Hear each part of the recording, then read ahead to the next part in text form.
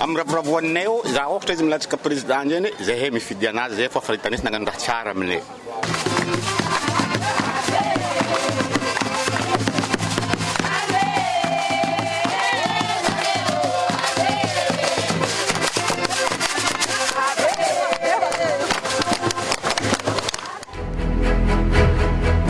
Manainga atsika malagasy sambatan'olona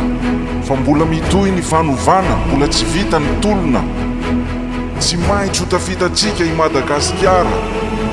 ka mahaiza manapa-kevitra samy misaina tsara efa io izy efa vonona izy efa niasa ho anao izy